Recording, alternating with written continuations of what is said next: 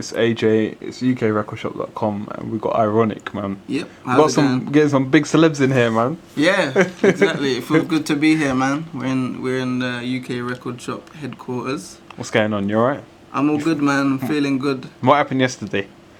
Yesterday flopped. We was meant to come here. I'm not gonna say I blame my tour manager because it's never good to blame people, but yeah, I blame my tour manager.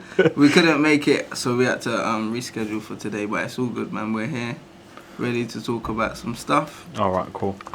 We're gonna keep this very informal. Yeah. We're gonna take it from the top, and I just basically want to talk about. There's a lot of people that don't know about your history, what you've done, and what you're basically doing. Yeah, it's weird because a lot of the commercial people don't know about my underground background, and a lot of the underground people who may know about me don't know about what I've worked to get to where I am now. Yeah, exactly. And to be honest, you're going to be filling me in as well. Yeah. There's a lot of things I don't know. Well, there's some stuff I don't know. So I'll try to fill myself in. Cool. Right, the camera's steady. Yeah. Let's take it from the top. When did you first get involved in the music industry? You're quite young still, isn't it? Yeah, I'm quite young still. I started out quite young too. Okay. Whose phone's ringing? That's mine, but ignore it. Alright, cool. That's vibrating. So how old are you at the moment? I'm 21 now. I started out when I was 13. Wow. So that was my first year of being a teenager. I started out as a DJ, hence why I'm called DJ Ironik. I never ever thought like that I would ever want to even be in the music industry. It never crossed my mind. I don't even remember what I used to want to be, but one day I remember my dad brought me to his friend's house and he started playing on his decks. I was like, that's crazy, I want to do that. It just come to me that day. Like, I remember that day exactly, and then I got decks straight away, started messing around. My first belt record. drives, yeah?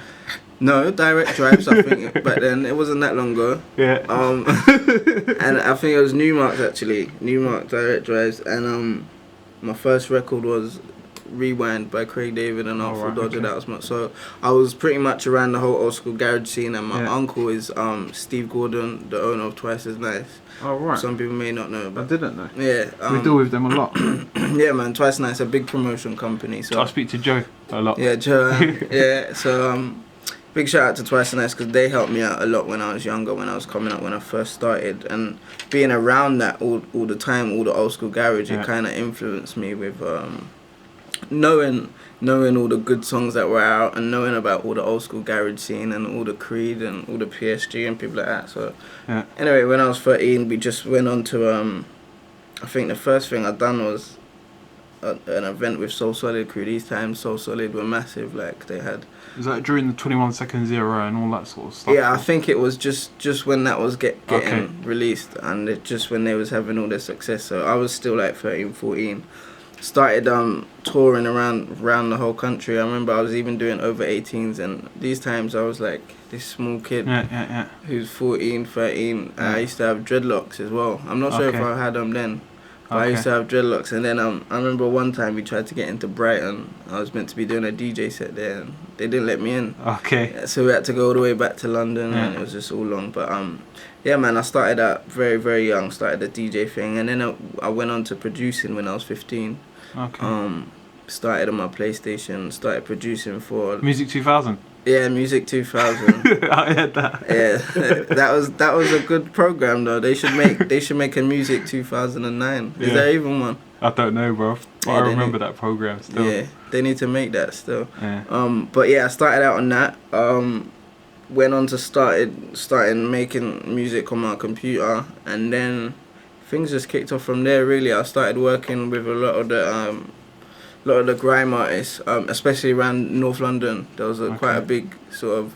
So you remember Major? We were talking a bit earlier. You remember MajorFM.com and man. Used to lock on and So you come from that type of era, 2001. Like I said, bro, the whole old school garage thing. Everyone who's in the old school garage scene, the Heartless crew, everyone I look up to. I even used to look up to when I was younger, man. Okay. So who in North London did you start working with? I was around the time I was working with people like Double S, Chipmunk. These times, them guys were Youngers. Yeah, I remember Very Chipmunk young. when he was very, very young. Okay. And he used to come around my house. We used to all record in my house. Someone called Chucky, Levels. There's loads of people. If you just go on YouTube, search my old stuff, but please don't.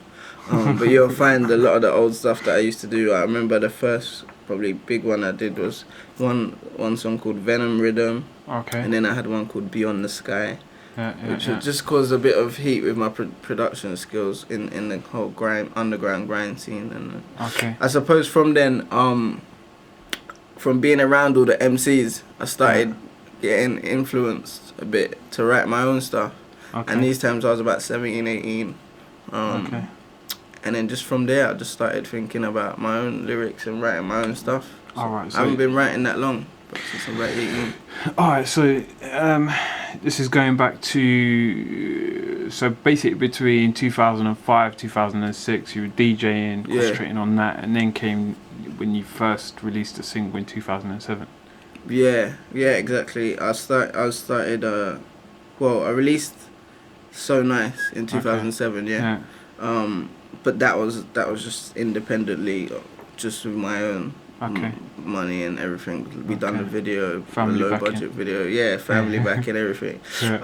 But that did well on Channel U, and I suppose that sort of, especially with the ladies, that song sort of kicked me off in the underground sort of Channel U sort of era. And these times Channel U was massive. In 2007, it was like, I think the song was #1 on Channel U for about 17 weeks, 18 weeks. So. Was it released as a single as well? It wasn't released as nothing. It was just on TV, on YouTube. Okay. It's got over 3 million views on YouTube or something. So that did well for me underground. And then I done the Stay With Me song, but I done the video first independently. But before that, you got signed, obviously. No. Oh, okay. That's what we're getting to. Okay. See, this is why I need people to know. And then I done Stay With Me. I recorded it in my bedroom, and then I done the video independently. I done an independent video for it with my younger sister in the video. We shot that video, and then we put that out. That was out for about 3 weeks. And you didn't put me in the video? Yeah, we'll put it in the next one, bro. Don't worry. But that was out for about 3 weeks, and then we got a phone call from Atlantic Records, the A&R from Atlantic Records. He was like, but these times it was unbelievable for me because I never even dreamed of being signed to a major record label. Remember, I was just started writing like 2 years before, 3 years before. Why would I be signed to a major record label or be releasing songs? Did they call you out the blue, or was it your influences that managed to? No, they just call. It was a random call, like literally a random call, a random night. We got the phone call. They said, we've heard Ironik stuff on Channel U. We've seen his video. Everyone's going crazy over this Stay With Me song. It's got millions of views on YouTube, and they was like, we want to meet with him the next day, like tomorrow. And at these times, my mum's telling me, who's my manager, of course.